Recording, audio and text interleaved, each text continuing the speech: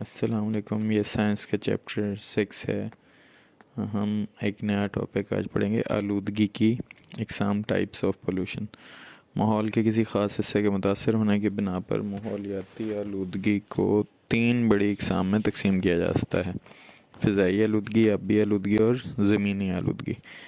پہلی ہے فضائی آلودگی یعنی ایئر پولوشن.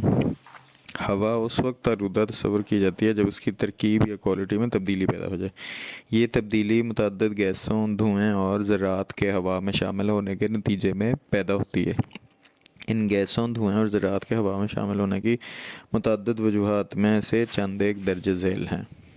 نمبر 1، فیکٹریوں، گاڑیوں اور انرجی پیدا کرنے والے یونٹوں میں ایندھن کا جلنا. نمبر 2، اشیاء کی تیاری کے دوران کارخانوں اور بھٹیوں سے نکلنے والے فالتو مادے اور ذرات، مثلاً ایسبسٹاس فائبر، زنک اور لیڈ کے ذرات. نمبر 3، سپرے کے ڈبوں سے اور پیکنگ فوم کی تیاری کے دوران کلورو فلورو کاربن CFCs کا اخراج. نمبر 4، کیمیائی کھادوں، کیڑے مار دواؤں کے سپرے اور گرد و غبار کا اڑ کر ہوا میں داخل ہونا.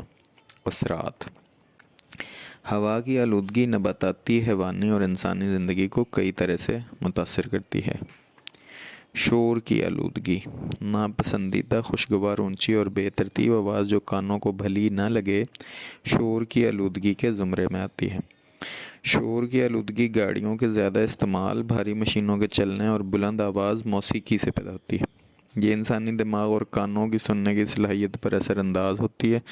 ہمیں چاہیے کہ ہم زیادہ اونچی آوازیں پیدا نہ کریں اور رہائشی علاقوں کے قریب زیادہ شور پیدا نہ کریں. وہ اثرات جن کی وجہ سے نباتاتی، حیوانی، انسانی زندگی متاثر ہوتی ہے کچھ یوں ہیں: گاڑیوں اور کارخانوں سے خارج ہونے والے hydro carbon, carbon monoxide, lead کے ذرات اور ایسبسٹاس کے فائبر کینسر، آنکھوں اور سانس کی بیماریاں پیدا کرتے ہیں. دھواں میں موجود بھورے رنگ والی نائٹروجن پر آکسائڈ گیس روشنی میں دوسری گیسوں سے مل کر ایک مرکب بناتی ہے جسے اسموگ کہتے ہیں. اسموگ پھیپھڑوں کی بیماریاں پیدا کرتی ہے. اس کے علاوہ چیزیں صاف نظر نہیں آتی. کاربن ڈائی آکسائڈ کی زیادتی گرین ہاؤس ایفیکٹ پیدا کرتی ہے جس سے زمینی ٹیمپریچر بڑھ رہا ہے. سلفر ڈائی آکسائڈ اور نائٹروجن کے آکسائڈز کی وجہ سے تیزابی بارش یعنی ایسڈ رین پیدا ہوتی ہے جس سے پودوں، آبی جانوروں اور عمارتوں کو نقصان پہنچتا ہے. بھاری دھاتیں اور تابکاری شعاعیں پودوں اور جانوروں پر مہلک اثرات ڈالتی ہیں. دوسری آلودگی کی قسم ہے آبی آلودگی یعنی واٹر پولوشن.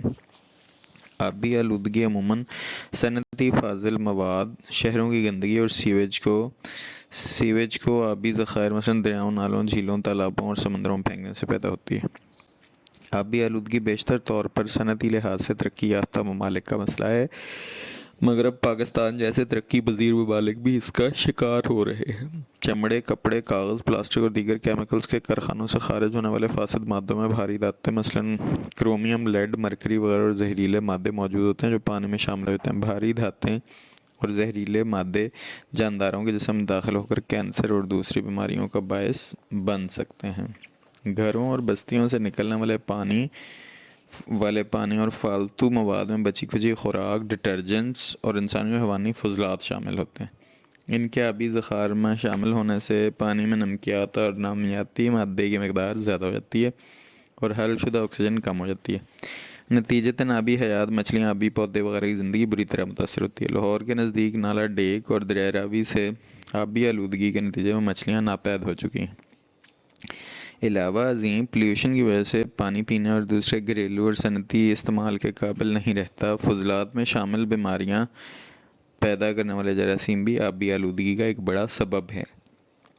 ان سے ہیضہ، ٹائیفائڈ اور پیٹ کے کیڑوں جیسی بیماریاں پیدا ہوتی ہیں. بچے ان سے خاص طور پر متاثر ہوتے ہیں. فصلوں میں استعمال ہونے والے کیمیائی کھادیں اور کرمکش ادویات پانی کے ساتھ بہہ کر ندی، نالوں اور زمینی پانی میں شامل ہو جاتی ہیں. تیل بردار جہازوں میں بھرائی اور اترائی کے دوران یا حادثات کی صورت تیل بہہ کر سمندر کی سطح پر پھیل جاتا ہے اور سمندری پودوں اور جانوروں کے لیے خطرات پیدا کر دیتا ہے. نیوکلیئر ویسٹ کا سمندر میں دفن کرنا بھی آبی آلودگی کا ایک سبب بن سکتا ہے. 27 جولائی 2003 میں تسمان اسپرٹ نامی ایک یونانی تیل بردار جہاز کراچی کے ساحل پر چڑھ گیا اور 2 حصوں میں ٹوٹ گیا. تقریباً 20,000 ٹن خام تیل ساحل سمندر پر پھیل گیا اس کی زیادہ مقدار کلفٹن بیچ پر پہنچ گئی۔ تیل کے سمندر میں بہنے کی وجہ سے ساحلی ماحول، سمندری حیات اور منوڑا جیسے تفریحی ساحل بری طرح متاثر ہوئے۔ تیسری قسم ہے زمینی آلودگی۔ میونسپل کوڑا کرکٹ، سیوریج گار، زراعتی ناکارہ مادے، کیمیکل انڈسٹری کا فالتو کیمیائی مواد زمینی آلودگی کا بڑا سبب ہے۔ کاٹ کباڑ اور کچرے کو عموماً جلا کر یا دفن کر کے ٹھکانے لگایا جاتا ہے، مگر یہ دونوں طریقے بھی ماحول کے نقطہ نظر سے محفوظ نہیں ہیں۔ جراثیم اور زہریلے مادے کوڑے کے ڈھیروں سے اڑ کر پانی میں بہہ کر یا مکھیوں کے ذریعے سے ماحول اور کھانے پینے کی چیزوں میں شامل ہو جاتے ہیں اور کئی قسم کی بیماریاں پیدا کرتے ہیں۔ پلاسٹک کے لفافے نہ گلنے سڑنے کی وجہ سے ہر طرف اڑتے پھرتے نظر آتے ہیں اور نکاسی آب کے نالوں کو بند کر دیتے ہیں۔ آلودگی کے خاتمے کی تدابیر، میجرز ٹو ریڈیوس پولیوشن۔ آلودگی اور ماحول کی ابتری کے مسائل پر اسی صورت میں قابو پایا جا سکتا ہے اگر افراد، معاشرہ اور حکومت اپنی اپنی سطح پر ذمہ داری محسوس کریں۔ سب کو ماحولیاتی مسائل سے آگاہی حاصل کرنا چاہیے اور ان مسائل کے حل میں فعال کردار ادا کرنا چاہیے۔ معاشی ترقی اور خوشحال زندگی کے لیے جدید صنعت کاری اور زراعت بہت ضروری ہیں، تاہم آلودگی کی شرح کو بھی اپنی کم سے کم حد میں رکھنا لازمی ہے تاکہ انسان اور دوسرے جاندار اور ان کی آنے والی نسلیں صحت مند زندگی گزار سکیں۔ ہمیں چاہیے کہ ہم اشیاء کو ادھر ادھر زمین یا پانی کے ذخیروں میں نہ پھینکیں، بیکار اشیاء کو مناسب طریقے سے ٹھکانے لگائیں، وسائل کا کم سے کم استعمال کریں اور انہیں ضائع نہ ہونے دیں۔